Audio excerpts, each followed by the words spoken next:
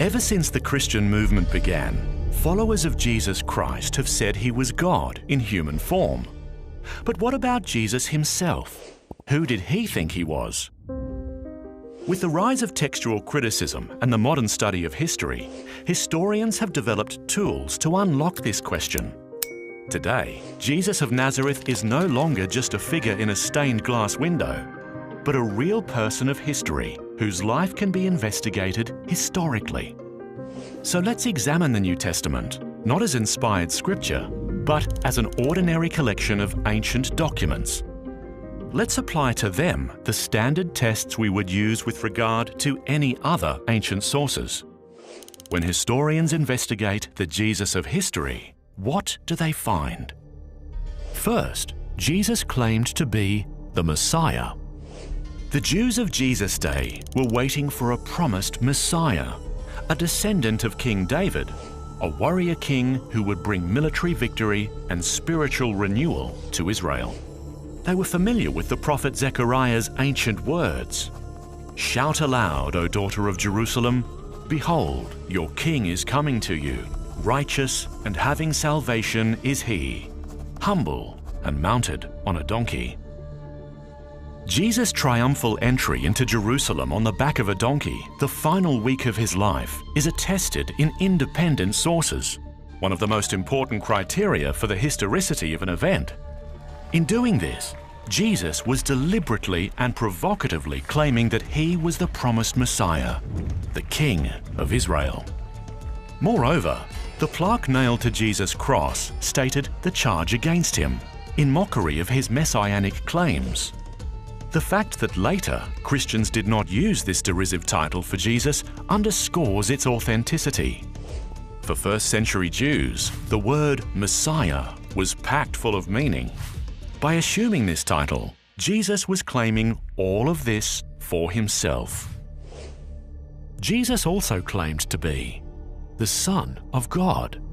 Jesus' consciousness of being God's Son in a unique sense comes to expression in his parable of the vineyard. This parable matches Jesus' teaching style and employs Jewish motifs typical of his day, such as Israel as a vineyard, God as a father, the religious leaders of that time as tenants, and God's prophets as servants sent to the tenants. Once there was a man who planted a vineyard. Before leaving the country, he leased it to tenants. At harvest time, he sent a servant to collect his share of the fruit of the vineyard, but the tenants beat him and sent him away empty-handed. So, the owner sent more servants, but these too were beaten or killed. Finally, he sent his one and only son, saying, "Surely they'll respect my son." But those tenants said to one another, "This is the heir. Let's kill him, and the vineyard will be ours." So, they killed the owner's son. What do we learn from this parable about Jesus' self-understanding? He thought of himself as the only Son of God, God's final messenger, distinct from all the prophets and even the heir of Israel itself. Third, Jesus claimed to be the Son of Man. This was Jesus' favourite self-designation, being used some 80 times in the Gospels. This has convinced the vast majority of New Testament historians that Jesus did, in fact, think of himself as the Son of Man. Notice, not just a Son of Man, but the Son of Man.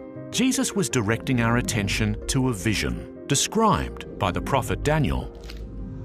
"I saw in the night visions, and behold, with the clouds of heaven, there came one like a son of man. And he came to the Ancient of Days and was presented before him. And to him was given dominion and glory and a kingdom that all peoples, nations, and languages should serve him." At Jesus' trial, the Jewish high priest accused Jesus. "Are you the Messiah, the Son of God?" His answer left no room for doubt. "I am." and you will see the Son of Man seated at the right hand of power and coming with the clouds of heaven." By applying all three of these titles to himself, Jesus was claiming in no uncertain terms that he was the very God his accusers worshipped. It's no surprise the Jewish court charged him with blasphemy and condemned him to death. But that's not all. New Testament historians are agreed that the historical Jesus also claimed to have divine power and authority to perform miracles, cast out demons, revise Old Testament law, and forgive sins. He even went so far as to claim that everyone's eternal destiny is determined solely by whether we believe in him. Jesus' self-understanding cannot be reduced to that of a Jewish teacher or a charismatic leader. No. In fact, by putting himself in God's place, Jesus was making a far greater claim about himself than anyone else ever has, before or since. So the question Jesus asked his disciples confronts each of us as well.